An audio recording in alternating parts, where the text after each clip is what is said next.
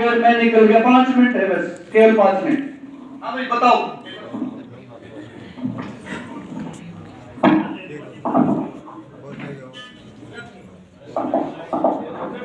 देखिए देखो, बातचीत बंद कर दो प्लीज, बातचीत बंद कर दो। ये हमारी चुनावी प्रक्रिया की 3 यूनिट हैं। इसको हम कंट्रोल यूनिट बोलते हैं, सीयू कंट्रोल यूनिट। कृपया करके अटेंडेंस की बजाय इधर ध्यान दे लो, अटेंडेंस आपके हाथ में कुछ नहीं, जरूरी ये है control unit CU.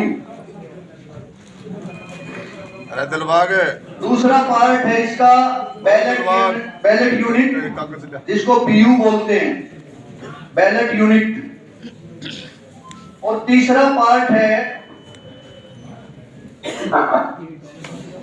VVPAT, VVPAT, voter verification paper audit trial. ठीक है जी, ये इसका काम क्या है और इसका क्या है और इसका क्या है।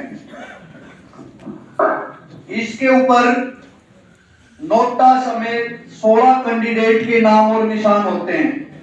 16वां कैंडिडेट नोटा का होगा।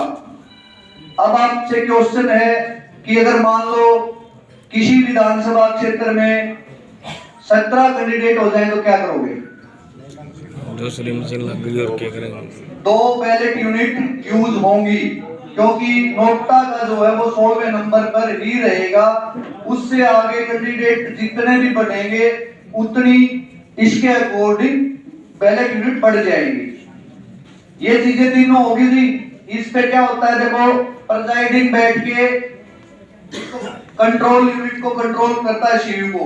यहां से वो पहले दबाएगा ऐसे, ये दबाने के बाद इसके अंदर रेडी की ग्रीन लाइट ये जलेगी।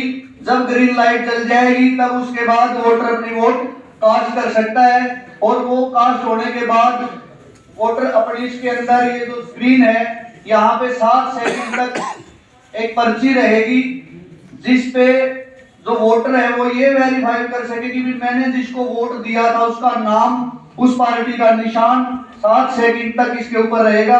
उसके बाद वो कट के बॉक्स में डल जाएगी। ये तो है इसकी प्रक्रिया। अब इनको एज ए प्रिजाइडिंग ऑफिसर आपकी ड्यूटी लगी बूथ के अंदर, आपने इनको कनेक्ट कैसे करना है। सबसे पहले ये जो बैलेट यूनिट है,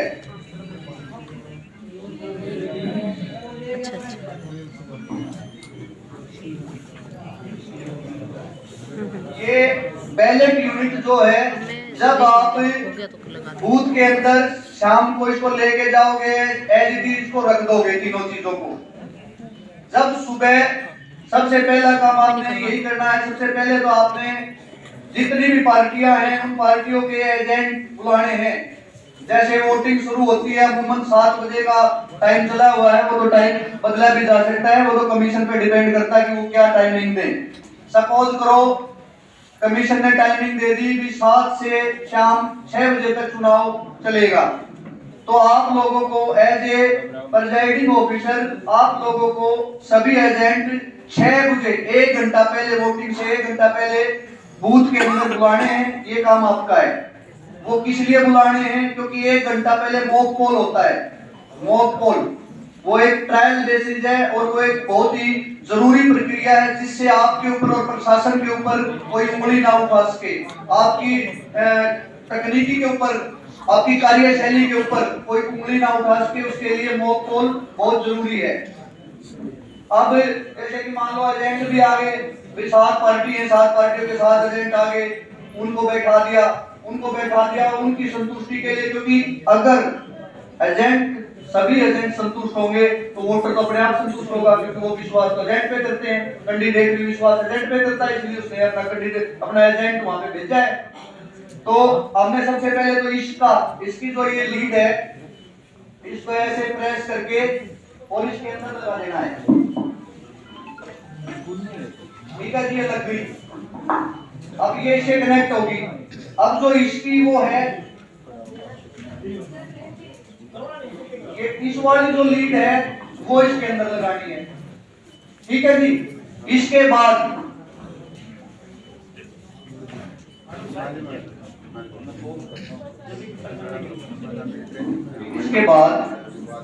मॉक पोल के लिए हम तैयार हैं।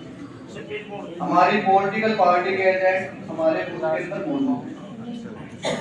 हम उन सारों से, वो जितने भी हैं, वो 6 है, 7 है, 10 की संख्या में है, उन सारों से हम अपनी अपनी पार्टी के लिए उन सबसे 50 वोट डलवाएंगे। उनको कहेंगे कि भी आप 50 वोट डालो, अपनी अपनी पार्टी को डालो।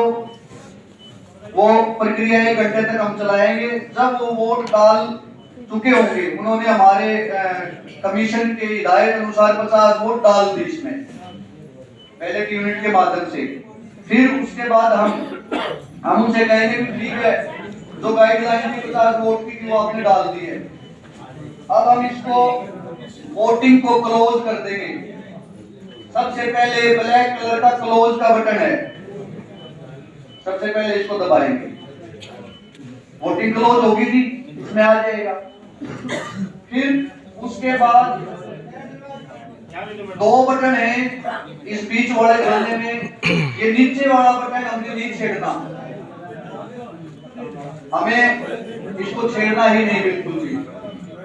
ये येलो कलर के दोनों, लेकिन ऊपर वाला येलो कलर का बटन रिजल्ट, इसको दबाएंगे। इसको दबाने के बाद हम उन एजेंटों को बोलेंगे कि भाई आप देखो, इसमें रिजल्ट आएगा 1 by 1। एक बार रिजल्ट डाल दिया, नंबर 1 का आ गया। नंबर 1 मतलब इसके अंदर नंबर 1 पे कौन कैंडिडेट है, उसको कितने वोट मिले, 1 नंबर पे आ जाएगा। नाम नहीं आता इसमें, नाम और सिंबल इसमें नहीं आता। इसमें नंबरिंग आती है, नंबर 1 2 3 4 ऐसे करके नीचे तक कितने हमारे कैंडिडेट हैं, वो 16 है, 17 है, 18 है, 20 है, 22 है, जितने भी हैं। ठीक है जी, यहाँ तक क्लियर। उसके बाद हम दोबारा फिर दाबेंगे, फिर नंबर 2, नंबर 3, नंबर 4, नंबर 5 ऐसे आता रहेगा। और वो एजेंट हमारी कार्य प्रणाली से, हमारे सिस्टम से पूरी तरह संतुष्ट हैं। इस बात पे वो सिग्नेचर करेंगे कि मॉक पोल के दौरान हमने मॉक पोल में हिस्सा लिया, जो कि सही पाया गया। उन सब के हम सिग्नेचर लेंगे कि भाई ये हमारे संतुष्ट है। और अब क्यों ना पोलिंग का टाइम 7 बज चुके हैं, पोलिंग शुरू करवा दी जाए। उसके बाद क्लियर का बटन दबाएंगे। क्लियर का क्यों दबाएंगे जी? क्योंकि जो डेटा मॉक पोल के दौरान इसके अंदर फीड है वो खत्म हो जाएगा, ये 0 पे हो जाएगी। और फिर इसको सील करके, यहाँ से सील करके उनकी मौजूदगी में भी सील कर दीजिए और इसको हम अपने वोटिंग प्रक्रिया को जारी कर देंगे। ठीक है जी, मेरे समझ आने में कोई कहीं कसर रह गई हो तो आप बता दियो, कुछ ना समझ में आए हो पूछ लियो। अब बात आती है दोबारा बात ये आती है कि इसमें फॉल्ट आने की संभावनाएं क्या क्या हैं? फॉल्ट आने की संभावनाएं हैं, एक तो जब प्रिजाइडिंग ऑफिसर रिटर्निंग ऑफिस के पास से अपना सामान मीन्स ये आइटम